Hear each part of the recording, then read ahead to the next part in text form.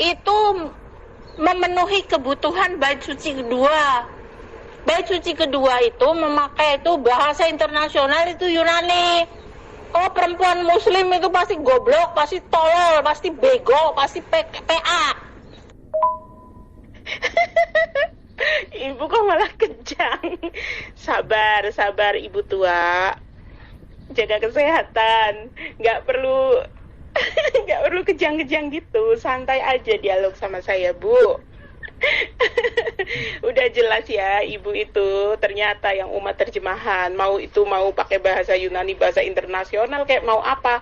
Harusnya nas asli Bible itu berbahasa Aramaik karena Yesus itu hidup di lingkungan Aram gitu. Mau kemudian diterjemahkan dalam bahasa Yunani, kayak mau bahasa hewan, kayak mau bahasa roh, kayak bodo amat. Yang penting harusnya teks aslinya itu, manuskripnya harusnya berbahasa Hebrew atau bahasa Aram, bahasa Semit lah gitu.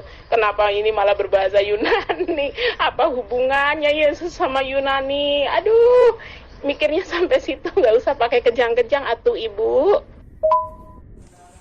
Assalamualaikum warahmatullahi wabarakatuh. Alhamdulillahirrabbilalamin. Wassalatu wassalam ala rasulillahi ajma'in. Rabbi syrahli sadri wa yassirli amri wahlul 'uqdatam min lisani yafqahu qawli. Amin. Amma ba'd. Alhamdulillah, berjumpa lagi dengan saya Sugi Kristologi. Didukung channelnya. Semoga dengan banyaknya channel-channel dakwah Islam semakin berkembang ya. Tentunya channel-channel dakwah ini tujuannya untuk membentengi umat. Nah, apa yang disajikan di dalam channel-channel ini insya Allah akan bermanfaat untuk umat. Oke, dilanjut menyaksikan video berikutnya. Ya, sudah pastilah. Kalau itu kan yang ada di dalam dirimu yang menguasai itu sudah roh setan. Roh setan pasti melihat Yud-Heh-Vav-He itu kesesatan. Ya. Ajaran yang Musa bawa itu berarti kau anggap kesesatan. Taurat Musa kesesatan ya. Ajaran Taurat Musa kesesatan ya. Mana ada Taurat Musa, yang ada itu Taurat buatan rabi-rabi. Taurat Musa itu udah nggak ada di muka bumi, Bu. Nenek buyut. Hei, Ibu. Kalau tidak mau dipanggil nenek, udah deh aku panggil Ibu aja ya. Begini Ibu tua, jadi Taurat Musa itu sudah tidak ada lagi di dunia ini. Hari gini udah mana ada gitu Taurat Musa. Karena yang di tangan Ibu juga pasti berbeda dengan Taurat yang di tangan Yudaism. Kalau udah berbeda berarti itu bukan lagi Taurat Musa, bukan lagi Taurat yang asli. Karena apa? Yeremia pasal 8 ayat 8. Di situ jelas sekali tertulis bahwasanya jangan menganggap kami bijaksana dan memiliki Taurat Tuhan, karena sesungguhnya pena palsu para penyurat telah mengubahnya menjadi dusta. Bukti-bukti bahwa Taurat ini telah dirubah itu juga ada pada Mazmur. Saya lupa pasalnya, tapi di situ jelas sekali tertulis, saatnya bertindak bagi Tuhan karena mereka telah mengubah Tauratmu. Nah, ini jelas sekali pengakuan dari kitab Anda sendiri, bahwasanya Taurat itu bukan Taurat yang asli, tetapi Taurat yang dirubah-rubah oleh pena palsu para penyurat. Sebagai bukti saja ya, contoh ayatnya itu ada pada Ulangan pasal 34, ayat 1 sampai ayat 12. Apakah mungkin Musa menulis sendiri kisah kematiannya? Silahkan dicek Ulangan pasal 34 ayat 1 sampai 12. Di situ tertulis bagaimana kronologi dan kisah kematian Musa. Apakah Musa yang menulis kitab atau ayat-ayat tersebut? Sementara di dalam kekristenan itu kan jelas sekali bahwa 5 kitab Musa itu adalah Ulangan, Kejadian, Bilangan, terus Keluaran, Imamat. Nah, apakah mungkin Musa ini menulis kisah kematiannya sendiri? Itu bukti bahwa banyak sekali kejanggalan-kejanggalan di dalam literatur Anda. Roh al-hidayah itu roh setan, roh sesat. Roh dajjal, roh kodam, itu banyak sekali itu. Jin-jin kan seneng kalau dibacain ayat-ayat Quran itu. yang bercokol di dalam dirimu itu. Saya lebih baik mati daripada syahadat. Padahal ya Bu, kalau kita lihat di dalam literatur Bible sendiri, itu pada Kredo Yohanes pasal 17 ayat 3 tertulis jelas bahwa Yesus ini malah bersyahadat, tapi ibu menolak syahadat. Coba ibu cek pada Yohanes pasal 17 ayat 3. Inilah hidup yang kekal itu, yaitu bahwa mereka mengenal Engkau satu-satunya Allah yang benar, dan mengenal Yesus Kristus yang Engkau utus. Artinya di sini senada dengan syahadatain dalam Islam, yaitu kami umat Islam mengakui bahwa Allah satu-satunya ilah atau Tuhan yang Tuhan semesta alam. Tiada Tuhan selain Dia, tiada ilah selain Dia. Dan mengakui bahwa Muhammad Rasulullah Shallallahu Alaihi Wasallam sebagai utusannya. Sama dengan kredo tersebut, bahwa di situ jelas tidak ada dualisme antara Allah dengan apapun. Satu-satunya kata Yesus. Kok ibu menolak syahadat? Ibu ini sebenarnya udah sepuh ya, tapi apa ya, komen-komennya mohon maaf kayak anak kecil gitu loh. Padahal loh, ibu itu di sini koar-koar dengan penuh dengan emosi, membenci iblis, mengata-ngatai muslim dengan iblis. Padahal tanpa iblis loh, ibu nggak punya Tuhan. Karena apa? Tonggak berdirinya Kristen itu kan dari penyaliban dan kebangkitannya Yesus. Nah, tanpa penyaliban nggak akan ada Kristen. Karena apa? Karena di dalam kitab Yohanes pasal 13 ayat 2, Lukas pasal 22 ayat 3, bahwa penyaliban ini justru rencananya iblis gitu loh. Iblis telah membisikkan rencana dalam hati Yudas Iskariot untuk mengkhianati Dia. Kemudian maka masuklah iblis ke dalam Yudas dan yang bernama Iskariot dari ke-12 murid itu. Nah, di sini kemudian iblis ini membisiki Yudas agar Yesus ini disalib, gitu kan. Bahkan Yudas berperan besar dalam penyaliban Yesus ini. Sementara Yudas ini diilhami oleh iblis, dirasuki oleh iblis. Artinya tanpa iblis kalian itu nggak punya Tuhan. Karena tonggak berdirinya Kristen, atau apa sih ya istilahnya, tanpa penyaliban tidak ada Kristen, istilahnya kan seperti itu. Nah, kenapa ibu begitu membenci iblis? Justru iblis itu berjasa kepada Kristen. Umat terjemahan lu. Hei ibu teriak-teriak saya umat terjemahan. Sekarang gini Bu, saya tanya, mana Bible yang menyertakan teks aslinya, naskah aslinya, dalam bahasa aslinya? Emangnya menurut ibu bahasa aslinya Bible apa? Bahasa Yunani, ditulis dengan huruf koine. Sejak kapan Yesus sampai ke Yunani? Baru sampai Romawi aja dia udah digantung. Bu, kalaupun ibu tadi bilang di atas ibu punya teks Hebrunya, itu pun ternyata terjemahan dari teks berbahasa Inggris. Kok aneh ya Bu? Yesus yang notabene adalah seorang Bani Israel, dia itu hidup di lingkungan Aramaik yang dialek sehari-harinya dengan bahasa Ibrani atau bahasa Aram. Tetapi kok naskah asli Bible malah berbahasa Yunani, ditulis dengan huruf koine? Ini kan sebuah keanehan yang luar biadab. Jadi apakah kitab yang seperti itu masih bisa diyakini validitasnya? Enggak kan Bu?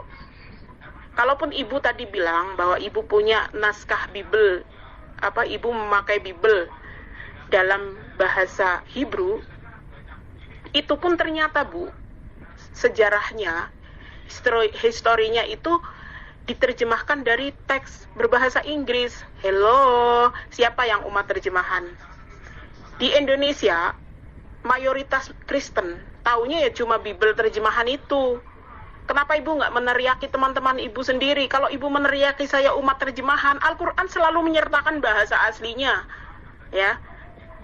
Di Al-Quran itu ada bahasa aslinya, ada teks Arabiknya. Tapi Bible, coba ada nggak Bible produk LAI yang menyertakan teks aslinya? Goblok, tolol, bego, PA. Itu memenuhi kebutuhan bait suci kedua. Bait suci kedua itu memakai itu bahasa internasional itu Yunani. Kalau perempuan muslim itu pasti goblok, pasti tolol, pasti bego, pasti PA. Ibu kok malah kejang. Sabar, sabar ibu tua. Jaga kesehatan. Nggak perlu kejang-kejang gitu. Santai aja dialog sama saya, Bu. Udah jelas ya, ibu itu ternyata yang umat terjemahan. Mau pakai bahasa Yunani, bahasa internasional, kayak mau apa. Harusnya nas asli Bible itu berbahasa Aramaik karena Yesus itu hidup di lingkungan Aram gitu. Mau kemudian diterjemahkan dalam bahasa Yunani kayak mau bahasa hewan kayak mau bahasa roh kayak bodo amat. Yang penting harusnya teks aslinya itu manuskripnya harusnya berbahasa Hebrew atau bahasa Aram, bahasa Semit lah gitu. Kenapa ini malah berbahasa Yunani? Apa hubungannya Yesus sama Yunani? Aduh, mikirnya sampai situ, nggak usah pakai kejang-kejang atuh ibu. Muslimnya goblok, makanya ngasih tahu pakai bahasa Indonesia, nggak ada yang mudeng. Otaknya Muslim itu otaknya itu nggak ada yang pinter sama sekali. Dibilangin Musa itu menulis Tuhannya YHWH. Musa menulis Tuhannya YHWH. Musa menulis Tuhannya YHWH. Kalian dengar kupingnya? Musa menulis Tuhannya itu YHWH. Musa menulis Tuhannya YHWH. Ibu, jaga kesehatan. Cuma dibalikin aja ke perspektif Kristen aja, ibu langsung kejang-kejang gitu. Santai bu, santai, tenang, jaga kesehatan. Ibu itu udah sepuh. Tidak satupun ibu itu menanggapi statement Muslim. Ibu itu cuma kalau kepentok lalu emosian gitu. Dalam literatur Semit bu, yang namanya ilah atau sesembahannya Musa dan para nabi itu adalah Eloh, Eloah, Elah, Elaha. Ibu pikir apa? Itu paralel dengan kata Allah. Coba deh cek bu dalam literatur Anda. Nggak usah kejang-kejang gitu lah bu. Tenang bu, santai. Minum air putih dulu bu, sana bu, biar nggak panas gitu ya. Sampai mendidih gitu deh ibu. Ayo minum air dingin dulu bu. Allah itu sebutan, Allah itu sebutan, Allah itu sebutan, Allah itu sebutan. Nama pribadinya YHWH, Allah itu sebutan, nama pribadi YHWH. Allah itu sebutan, nama pribadi YHWH. Allah itu sebutan, title. Nama pribadi adalah YHWH. Allah itu sebutan, sama dengan Elohim. Allah itu sebutan, Allah itu sebutan. Allah itu sebutan, bukan nama pribadi. Allah itu sebutan, bukan nama pribadi. Allah itu sebutan, bukan nama pribadi. Allah itu sebutan, bukan nama pribadi. Nama pribadi Allah itu YHWH. Nama pribadi Allah itu YHWH. Nama pribadi Allah itu YHWH. Nama pribadi Allah itu YHWH. Musa menulis namanya dengan lengkap YHWH. Dia suka memanggil Elohim. Terjemahan dari Elohim adalah Allah. Terjemah dari Elohim adalah Allah. Terjemah dari Elohim adalah Allah. Terjemah dari Elohim adalah Allah. Terjemah dari Elohim adalah Allah. Terjemah dari Elohim adalah Allah. Terjemah dari Elohim adalah Allah. Nama pribadi Elohim adalah YHWH. Nama pribadi Elohim adalah YHWH. Nama pribadi Elohim adalah YHWH. Paham kau sampai di sini? Ini memakai bahasa Indonesia.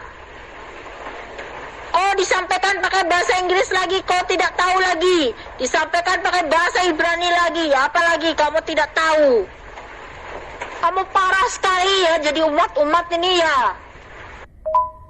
Ibu tahu nggak bahwa sebutan YHWH atau Yahweh itu justru dicetuskan oleh cendekiawan Kristen berbahasa Latin, ya kan?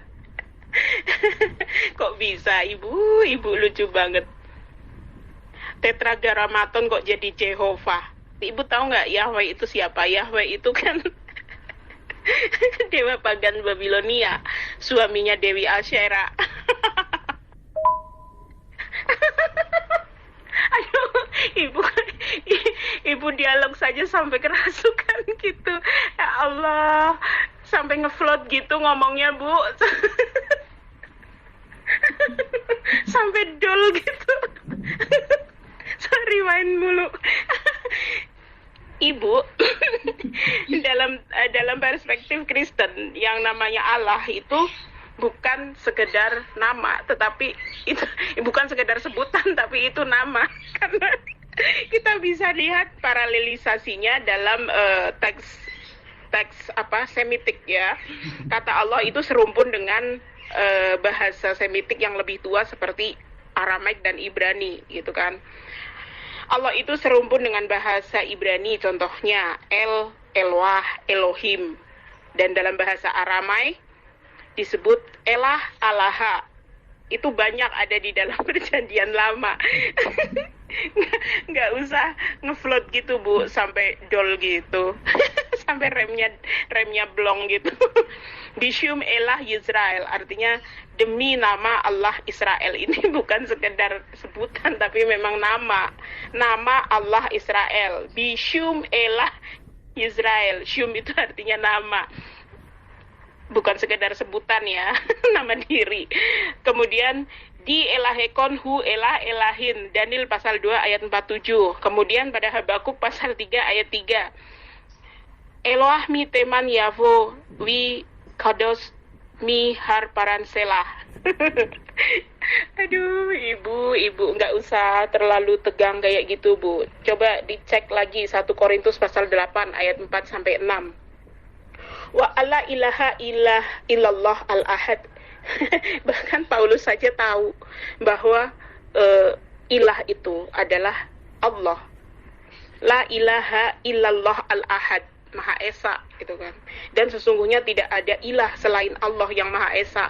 Itu kata Paulus dalam 1 Korintus pasal 8 ayat 4 sampai 6. Ibu sampai ngefloat gitu ngomongnya.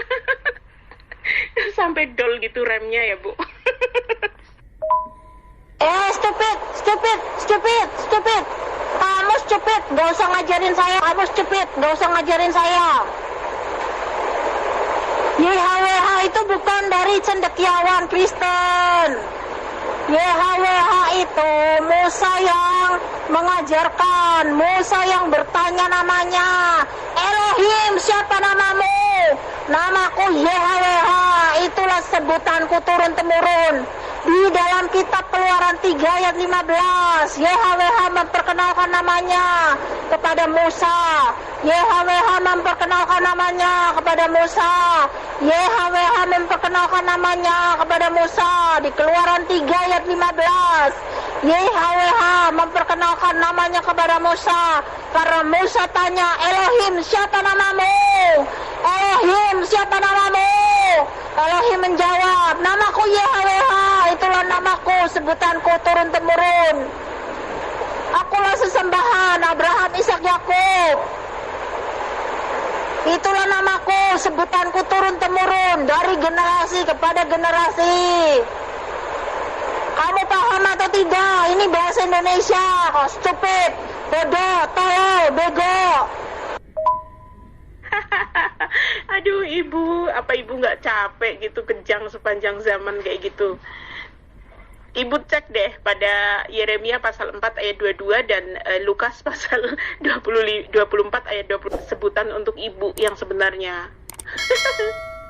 Silakan Ibu, yang bodoh dan lemah akal, yang stupid itu siapa menurut ayat Bibelmu sendiri, Bu? Itu Anda, Bu.